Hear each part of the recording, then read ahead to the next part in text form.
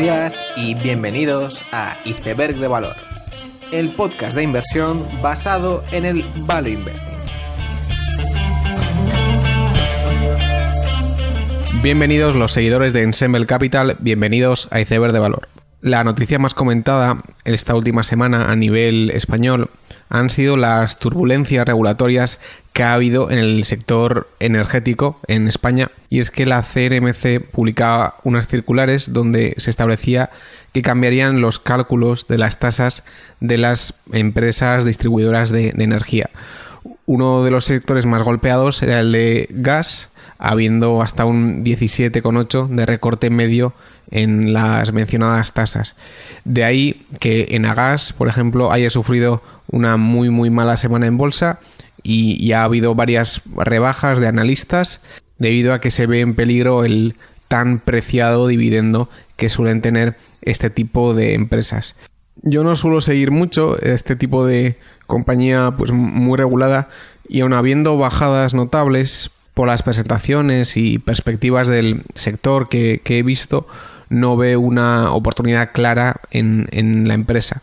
Quizás más que eso es que es un tipo de empresa en la que yo no suelo invertir. Se juntan pues varias cosas. Lo primero, que es un monopolio regulado, que hay deuda, hay mucha concavidad en vez de convexidad, y además pues las mira todo el mundo. Es por ello que no es un sitio donde yo me sienta muy cómodo para invertir. Como igualmente no estaría cómodo en una empresa como Verisign, que si bien ha tenido unas rentabilidades muy buenas, su cotización, pues este tipo de empresas reguladas suele tener una concavidad muy alta, en el sentido de que a nada que cambie la normativa tienes el peligro de que la compañía se vea afectada de forma estructural. También a nivel nacional, la CNMV ha obligado a cambiar el precio de la OPA que tenía Francisco Riberas por GAM. El caso de GAM, General de Alquiler y Maquinaria, fue tratado en el episodio 81, y un poco recapitulando, General de Alquiler y Maquinaria es una empresa de leasing industrial que, tras un periodo de expansión muy grande, fue duramente golpeado por la crisis, y donde, como se puede ver en su cotización, pues ha bajado un 99% su valor en bolsa debido a la gran deuda que tenía y a las sucesivas ampliaciones de capital que había en la empresa. Y por lo tanto, después de muchos años sin pena ni gloria, el anterior diciembre, Francisco Riberas, el CEO de Gestamp, de hecho, publicó su intención de adquirir el 63% de las acciones de la empresa a entidades propietarias, que en su mayoría eran bancos. Junto a ello se proponía una quita de la deuda, que era precisamente lo que estaba lastrando mucho a GAM, ya que los gastos financieros eran muy altos. Esta compra de Riberas se producía a €1 por acción, y por regulación Riberas quedaba obligado a lanzar una OPA por el resto del capital a €1, que fue precisamente el precio de adquisición que tuvo Riberas por el 63% de las acciones. Esta sería una OPA que en principio nadie iba a suscribir, pero lo que ha ocurrido es que la CNMV ha cambiado el precio al que tiene que ser esta OPA, y lo ha cambiado a 1,72, que era pues una media de unos 3 o 6 meses de la acción previo al anuncio de que Riberas iba a comprar el 63%. Esto supone un capítulo más en el culebrón de GAM. No creo que esta OPA se vaya a suscribir por completo, por lo que lo normal sería que GAM siguiera siendo una empresa cotizada, pero después de esto viene una ampliación de capital que ya está completamente anunciada, y habrá que ver cómo continúa esta historia de una empresa bastante interesante y que a nivel operativo tampoco lo está haciendo tan mal. Así que veremos qué trae el futuro. En Estados Unidos ha salido a la luz que Virgin Galactic va a salir a cotizar a través de una SPAC. Más concretamente, la SPAC de Chamath Palihapitiya de Social Capital, y Virgin Capital es la principal competidora de Blue Origin, la empresa de Jeff Bezos, donde ambos intentan comercializar viajes suborbitales de unos 20 minutos.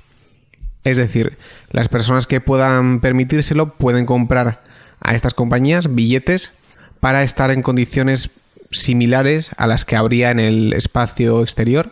Para quien esté interesado, el precio de estos billetes es de unos $250.000 ahora mismo, por lo que está dirigido a un segmento de población pues con un nivel adquisitivo bastante alto.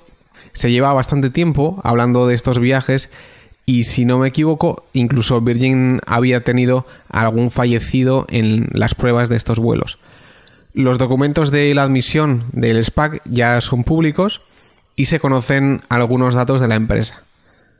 Evidentemente aún no hay ventas, pero esperan que en los próximos años poder comenzar a comercializar estos viajes, y para hacer, digamos, que el caso de inversión atractivo, lo que te dicen es que hasta ahora han invertido $1.000 millones en I+D y que la empresa sale a cotizar pues alrededor de 1,5 veces ese gasto acumulado en I+D.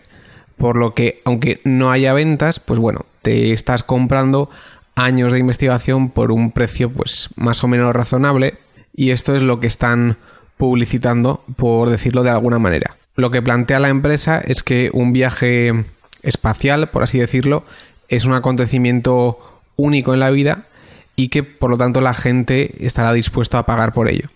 Además, tienen ya bastantes reservas ya hechas con depósitos ya pagados, así que la demanda existe por este servicio. Los múltiplos de la empresa, al no haber ventas, pues hay que irse al año 2023 para justificarlos, donde esperan que haya un despegue en cuanto a viajes. Mi principal problema con este tipo de empresas es saber si hay algún tipo de reto tecnológico que todavía falta por superar. Es decir, si estás justificando tu cotización por las ventas del año 2023 y por lo que sea, pues hay un problema de carácter técnico que hace que tu comercialización se retrase 2 años, pues la acción puede sufrir muchísimo y todas las narrativas que pueda haber en torno a la empresa es bastante fácil que caigan. Pero, como digo, para poder afirmar estos problemas, lo importante es estudiar muy a fondo el estado del arte de la tecnología en cuestión y evaluar pues si hay riesgo tecnológico o no lo hay. Por otro lado, mi opinión sobre Chamath, que es el gestor de la SPAC, tampoco es muy buena, ya que en las últimas intervenciones que le he visto es bastante arrogante y es una persona que estuvo trabajando en Facebook, luego después montó su fondo y lo hizo muy muy bien. Pero claro, siempre estaba invertido en tecnología. Y cuando estás invertido en tecnología los últimos 5 años, pues no tenías que ser muy listo para obtener unas rentabilidades muy buenas. Y no sé hasta qué punto se ha hecho famoso por encontrarse pues en el sector más caliente en el momento justo. El podcast de hoy va sobre el parámetro del retorno sobre el capital invertido. Y claro, la primera cosa que a uno le dicen cuando empieza a invertir es que lo principal es que compre barato, que habitualmente está asociado a un ratio de beneficio, un ratio de flujo de caja o valor en libros bajo.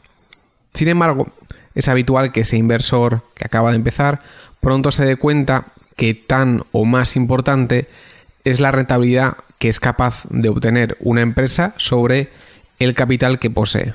Tiene sentido. Si la empresa es capaz de invertir pues con grandes retornos, año a año cada vez se volverá más barata y va a ser muy muy difícil que el mercado no reconozca eso. Mientras que si los retornos de una empresa son bajos, el peligro es que la empresa siga invirtiendo capital para crecer a unos ratios muy malos, por lo que destruya valor a largo plazo y que cada vez esté menos y menos barata. En estos casos, si la empresa tiene pues una mala rentabilidad pero está muy barata, existe la opción, y es la opción más inteligente, que la empresa invierta en sí misma, es decir, que compre acciones propias. Si tiene un roce del 5%, pero si está a 4 veces flujo de caja libre, pues puede comprar más acciones de sí misma con un retorno sobre el capital invertido de un 25% o más, según cómo lo calculemos. En este sentido, es curioso cómo Delta empezó a recomprar acciones masivamente hace muy poco. Ocurría que ya solo mirando el dividendo que la empresa se ahorraba al no tener que darlo a esas acciones recompradas, pues ya casi solo con eso se justificaba la recompra de acciones. Por lo tanto, aunque en general invertir en empresas con rentabilidades bajas no es lo mejor, si la empresa se encuentra barata y la gestión del capital es buena, esto mismo es lo que puede provocar que haya buenas rentabilidades a futuro. Pero, en resumen, la idea de fijarse en el retorno sobre el capital invertido es importante, ya que, por un lado, cambia el horizonte temporal del inversor, ya que lo más probable es que la cotización te acabe dando la razón al ROCE que tú hayas calculado.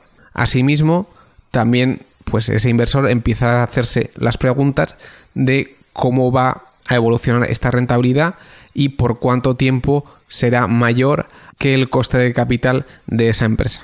Y finalmente, lo que también te acabas por plantear es que el crecimiento está bien, pero no todo crecimiento es rentable o añade valor. Y por lo tanto, hay que ser estricto con el uso del capital para crecer. Además de todo esto, son conocidos también varios estudios donde se demuestra que empresas con rentabilidades altas, si bien con el tiempo ven esos parámetros reducidos, consiguen tener unos roces más altos que su coste del capital por bastante tiempo. Es decir, si una empresa es muy buena, es probable que lo siga siendo, o si empeora, que siga siendo una empresa decente. Mientras que una empresa mala es bastante difícil que se convierta en una empresa sobresaliente. Y así se pueden poner ejemplos como el de Fastenal, que lleva siendo capaz de sostener una rentabilidad sobre el capital invertido del 25% durante 30 años e incluso teniendo una rentabilidad del 15% en el 2008 cuando había una crisis económica y siendo Fastenal una empresa bastante cíclica. En resumen, la primera idea del episodio es que tener una mentalidad de retorno sobre el capital empleado es útil y es muy importante. Sin embargo, la segunda idea del episodio es que es un ratio bastante limitado. Por ejemplo, para una empresa que no crece, su retorno sobre el capital empleado es irrelevante. Si tú no creces, da igual si tienes roces del 100% o del 0%. Y de hecho, por ejemplo, Games Workshop en 2011, cuando llevaba años estancada en cuanto a ventas y beneficios, pues tenía retorno sobre el capital invertido del 50% y aún así cotizaba a 10 veces flujo de caja libre. Ya que si no eres capaz de crecer, pues es normal que el mercado no premie esos retornos. Es decir, las rentabilidades son una forma de mirar al pasado y no tanto de mirar al futuro por sí mismas. Y quizás una compañía que no crece pero tiene rentabilidades muy altas sí que se merece un pequeño premium, debido a que si ocurriera ese hipotético crecimiento, pues sería muy muy rentable. Como ratio, un ámbito donde el ROIC funciona muy bien es el caso de las compounders. Es decir, compañías que año tras año tienen un flujo de caja libre que reasignan a un roll-up o roll-out, es decir, o bien consolidan un sector o hacen una expansión geográfica. Y digo esto porque se trata de repetir un modelo que ya funciona bastante estable año tras año. Por ejemplo, AutoZone en sus comienzos hacía esto mismo, un rollout geográfico financiado por flujos de caja internos donde cada unidad adicional tiene una rentabilidad muy consistente. En este grupo de compounders entran pues Home Depot, Fastenal, AutoZone, American Tower, O'Reilly Automotive, etc. Creo que funciona muy bien porque se ajusta muy bien al concepto de ROIC industrial, donde si tú tenías que comprar una máquina nueva, evaluabas el beneficio que te generaría frente al coste de inversión. Y digamos que la filosofía es muy similar. Sin embargo, creo que un ratio como el ROIC no funciona muy bien con plataformas tecnológicas. Por ejemplo, Booking consiguió un crecimiento espectacular durante 2009 y 2013. ¿Se puede decir que la rentabilidad sobre el capital adicional que empleó fue muy alta? Pues se puede ver pronto que esa afirmación pues tiene algún problema. Con Booking lo que ocurrió es que se convirtió en una plataforma ganadora donde cada vez iba más gente y al ser un negocio que no precisaba de ningún activo, pudo crecer sin ningún tipo de capital adicional. Es decir, en muchas plataformas lo que ocurre es que hay muchísimos años de pérdidas para después llegar a un momento de palo de hockey donde las empresas acaban de ser muy rentables. ¿Significa que durante 10 años tienen un mal roce y después han pasado a tener una muy buena asignación de capital? Pues ya se ve que eso no funciona así. O por ejemplo, digamos que Facebook compra Oculus en un año y ese mismo año los precios de los anuncios aumentan y los beneficios crecen. ¿Significa eso que la inversión en Oculus ha tenido una rentabilidad muy alta? Pues está claro que no. Por lo tanto, hay errores cuando se juntan varias inversiones y horizontes temporales diferentes. Esto mismo ocurre en negocios con inversiones de OPEX y de CAPEX. Por ejemplo, Electrocomponents, que es un distribuidor industrial, este año dice que va a abrir unos almacenes en Alemania con una rentabilidad sobre el capital empleado del 25%. Pues yo no sé si esta afirmación tiene sentido, porque por ejemplo están haciendo muchas inversiones con gastos operativos para implantarse en el software de muchas empresas y así agilizar las compras.